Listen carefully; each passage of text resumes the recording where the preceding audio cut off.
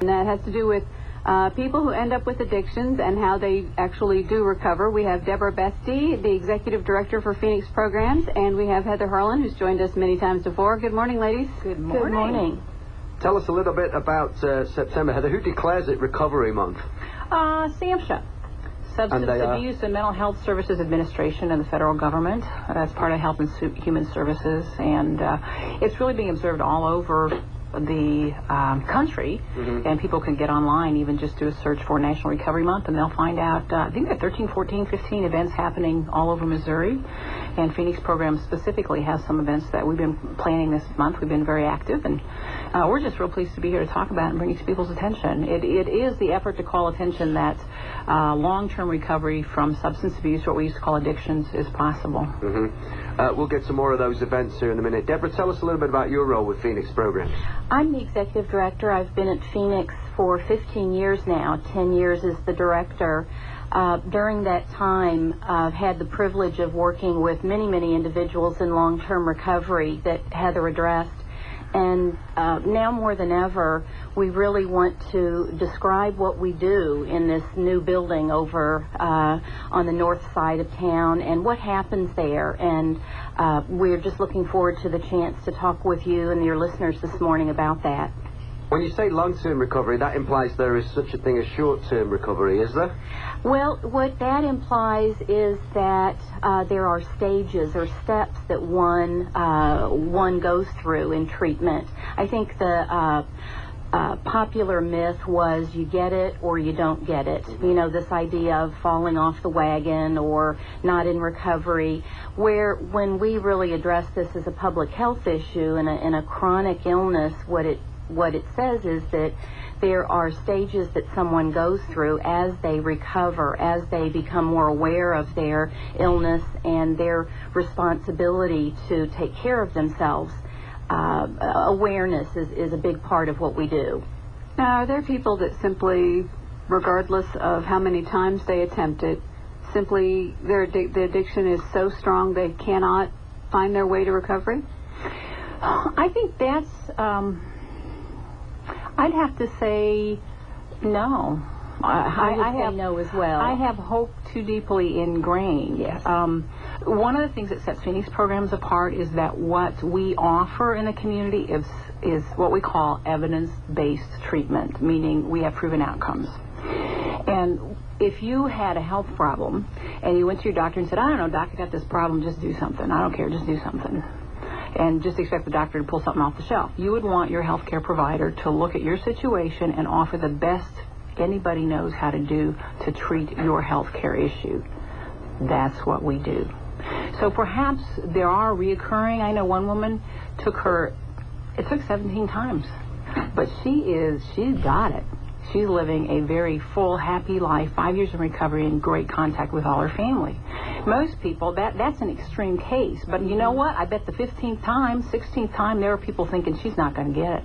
Well, there are people who give up on her. Yeah, people who give up on her, and most importantly, Renee, people who give up on themselves. Right. And we offer hope that try again. We all know people who have tried to quit smoking, and how many times? They had to try over and over, and every time, if you talk to people who have done that, they'll say, every time I tried, I learned something more about how to sustain that, how to sustain life without nicotine. And it's about 5 times on the average using tobacco or nicotine as an example. That's what the American Lung Association tells us, and that is so that if you see someone who has tried to quit smoking once, twice, 3 times, you're not jumping on the bandwagon and saying, oh, you just can't get this. You have that knowledge that on the average there are about 5 attempts before you get into that long-term recovery. So we have people who are in those, I like to group it in the first 5 years, people who are in the 1 to 5 year stage of shorter-term recovery, and what they bring to our community is very, very valuable and vital, because what they do is that they bring their early passion about their life changes. They come in alongside of our clients that are there, and then we've got a really rich therapeutic culture of people who have the long-term recovery and this knowledge that Heather was talking about, the evidence base. But then you've got people who maybe someone walking in the door can say, I can really relate to that person.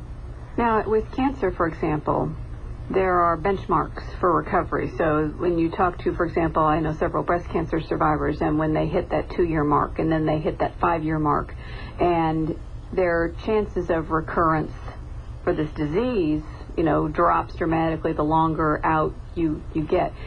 Are there similar benchmarks when it comes to recovery from addiction? Yes, there are. And some of them are simple as, can they go a month?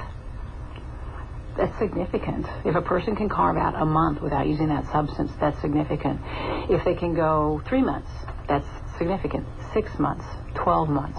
The more time that they can string together, and then we begin to look at, as Deborah pointed out, the years that they can string together. And what happens in that is that there are a lot of things that feed to that substance use disorder, or what we would have called an addiction, that our work is to help people become stable, to figure out how to live their lives and not use. And then usually what that challenge in their lives has carved away have been issues of housing, of family, employment, and their financial situation, their physical health, their mental health, usually their legal issues.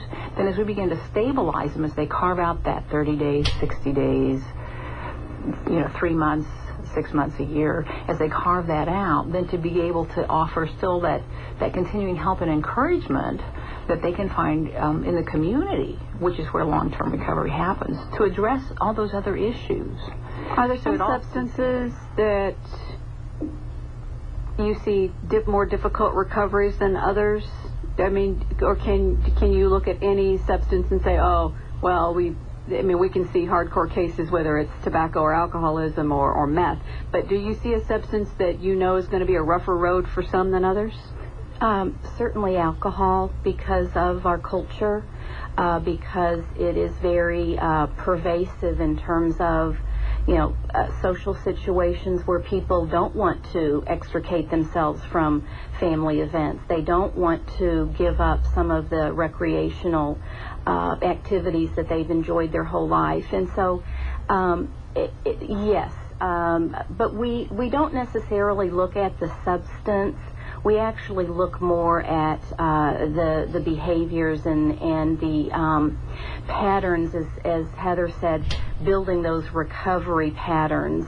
One of the question you just asked a little while ago about the breast cancer example and progress or getting better there. One of the things that we're able to do is tell people what are predictors of your success.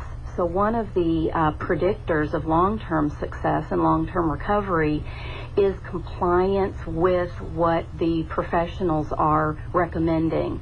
So for example, if you're getting treated for any other illness, your ability to listen to your healthcare professional and then follow those recommendations, that's the kind of thing we're looking at. So if we have someone that we're saying, you have a pattern of relapse at a month.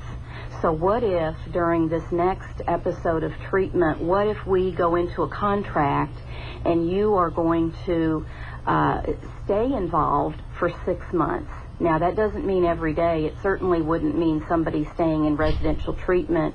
But that ability to say, I can make a commitment that these next 6 months are so important to me that I will be here, at this time. And then you put also other predictors, which is things that your other healthcare professional would do. They might take lab tests.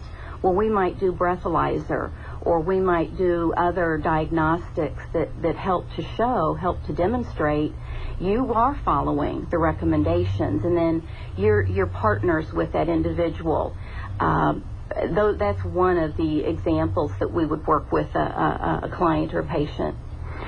The other thing I think to consider as we're looking at how people obtain long-term recovery is what happened, how did they acquire that substance use disorder, that addiction to begin with? What happened? how do they get there? You know, and we all ask ourselves that question. And and what we see is that it's acquiring an addiction or substance use disorder and being in recovery from one are both learning processes. And that's like building roads in your brain. It's really probably more like electrical circuits, but I don't understand electrical circuits. I think I understand roads. We don't either. Because my grandfather was a contractor, and I drive on them. So I understand a little more about roads. And what happens is it's that one concept, and we talked about it once when I was here before, that one concept of what happens. It's you sum it up in one word, reinforcers. And that so people are rewarded. There's a chemical reward in the brain when people use addictive substances. And so it begins to build a road to use. Now, people have other roads built to jobs, family, feeling good, working out, you know, finding out other ways, education, other things in their lives. And they've got those other roads built. They're probably not going to get off track. But number one, if they're young, then they don't have other roads built. It sets them on a different neurological track. Number two, if they have a mental illness, if they're battling perhaps bipolar disorder, clinical depression, anxiety, PTSD, post-traumatic stress disorder, some other thing. We had one woman who for a long time had been in and out of recovery, couldn't figure out why she couldn't sustain recovery, and then realized while she was at Phoenix that a sexual abuse issue when she was young she said, I didn't know that was contributing to why I couldn't have a sustained recovery. She didn't know that. But that had created not only a vulnerability for her to acquire the addiction, but made it more difficult for her to sustain her recovery. So those sorts of things, really, a lot of times if people have those repeated problems that you talked about, Simon and Renee, it's often because there's some of these, they started very young.